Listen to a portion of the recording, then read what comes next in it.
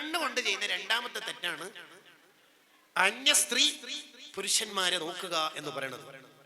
ഉമ്മമാരെ നന്നായി ശ്രദ്ധിക്കണം. മത്സ്യവില്പനക്കാരൻ നമ്മളെ മൂത്താപ്പയല്ല. ഗ്യാസ് സിലിണ്ടർ കൊണ്ടുവരുന്ന ആൾക്കാര് നമ്മളെ കുടുംബക്കാരനല്ല. വഴിയോര കച്ചവടക്കാർ നമുക്ക് മഹ്റമായ ആൾക്കാരല്ല. നമ്മുടെ വീട്ടിന്റെ വാതിൽക്കലിൽ ആരെങ്കിലും വല്ല വസ്തുക്കളും വിൽപ്പനക്ക് വന്നാൽ പെണ്ണുങ്ങന്മാര് ചാടി ഇറങ്ങി താത്താമാരെ ഇറങ്ങരുത്. ലജ്ജ വേണം, ഹയാ ഉണ്ടാവണം. സൗദ റളിയല്ലാഹു അൻഹ നബി സല്ലല്ലാഹു അലൈഹി വസല്ലം തങ്ങളുടെ ഭാര്യയല്ലേ.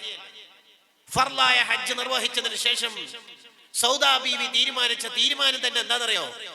ഞാനിതാ ഹജ്ജ് എന്റേത് ഫർള് നിർവഹിച്ചു, ഇനിതാ വീട്ടിലേക്ക് കയറുന്നു. ഇനി എന്റെ ഈ ശരീരം വീട്ടിൽ നിന്ന് പുറത്തിറങ്ങുന്നത് ഞാൻ എന്നാണോ മരിക്കുന്നത്, റൂഹ് എന്റെ ശരീരത്തിൽ നിന്ന് പോകുന്നത് അന്ന് മാത്രമായിരിക്കും. സൗദ ബീവിയുടെ നാടേടെ? ദക്ഷിണാഫ്രിക്കയിലെ ജോഹന്നസ്ബർഗ് ആണോ? അല്ല വല്ല ന്യൂസിലാൻഡിലെ വെല്ലിംഗ്ടൺ ആണോ?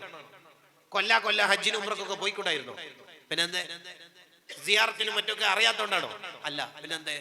വഖർന ഫീ ബുയൂതികുന്ന വലാ തബറജ്ന തബറുജൽ ജാഹിലിയത്തിൽ ഊലാ. അവർക്കറിയാം ഹിജാബ് ഇട്ടെന്ന് വിചാരിച്ചിട്ട് എവിടെയും ഇറങ്ങാം എന്നല്ല, എവിടെയെങ്കിലൊക്കെ ഇറങ്ങേണ്ട ആവശ്യമുണ്ടെങ്കിൽ ഹിജാബ് ഇടണം എന്നാണ് നിയമം എന്ന് അവർക്കറിയാം. മനസ്സിലാകുന്നില്ലല്ലോ പറയുന്നത്? ഉണ്ട്. ഓക്കെ. ഉമ്മമാരെ ശ്രദ്ധിക്കണം. എല്ലായിടത്തും ഇങ്ങനെ പോവുക, ഉള്ള ഉറൂസും ഡെക്കറേഷനും പൊരിയും ഹലുവയും കണ്ടെടുത്ത് ഇങ്ങനെ താത്താമാരെടുക്കുക. ഹിജാബ് ഇട്ടാൽ എല്ലായിടത്തും പോവാൻ ആരാ പറഞ്ഞ നിയമം? ശ്രദ്ധിക്കണം. നമ്മെ ഒരു അന്യപുരുഷൻ കണ്ട് ആ ഹറാമിനെ നമ്മൾ കാരണക്കാരായാൽ നമുക്കായിരിക്കും ആഖിറത്തിൽ കുറ്റം ഉണ്ടാവുക. ശ്രദ്ധിക്കണം. ഇബ്നു ഹജർ തങ്ങൾ അവിടുത്തെ അസ്സവാദിറിൽ അത് വിശദീകരിക്കുന്നുണ്ട്.